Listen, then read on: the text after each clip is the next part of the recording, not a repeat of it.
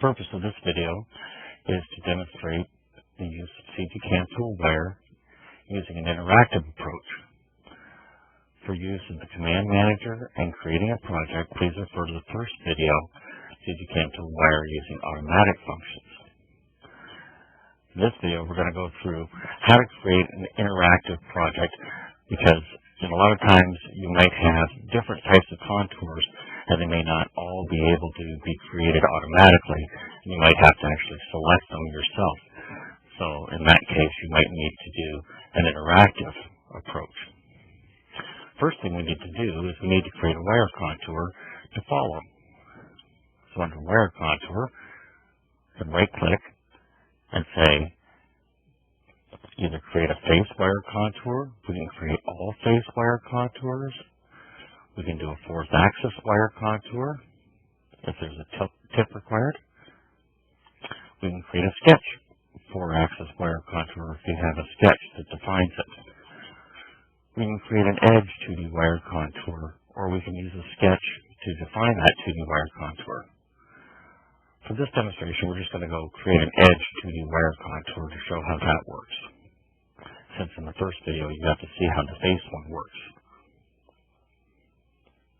So it wants to know a contour, and you can see select loop on plane allows you to just select one edge of the contour you want to cut, and it'll loop around and create the rest of the edges that are connected to it. Then you just hit refresh wire parameters, and it will show you all the different parameters that define that contour. It shows that it's a closed contour. It shows that it's automatically a die type cut. Now we just need to give it a group name. So again, we'll choose the same type of group name where we're going to create a tab, cut the tab off, and then finish with a circuit cut. So once that's all selected, we just hit OK. So you'll see now, when we maximize that we have a contour created. Well, now we have to apply a process to that. So let's go to our wire process group, right click, and say create sequence. And you'll see that it's created a blank sequence here for us to fill in. So by right clicking on the sequence, we can say edit sequence. That will allow us to define a wire contour that goes with that sequence. And we can just touch on the wire contour we just created on the part. And you'll see that it creates it here. So then we can say OK. So now we have a wire contour applied to the sequence. Now we have to edit the sequence itself to set any parameters that we want to use before we make our tool path. So again, by right clicking, we say edit. And it'll bring up this pop-up that allows us to choose our cutting pattern. And we'll choose the same cutting pattern that we had for the actual group name itself. And you'll notice it shows our material, the wire, the plate thickness, and all the other settings that we want to use.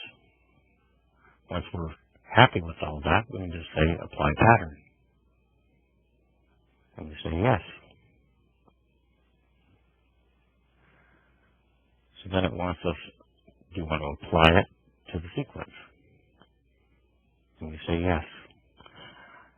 So now you'll see that we have our wire process has all its settings preset. And again, as before, if that's set, we can also go through and make any changes down here in the process list that we need to make that wire process exactly what we want.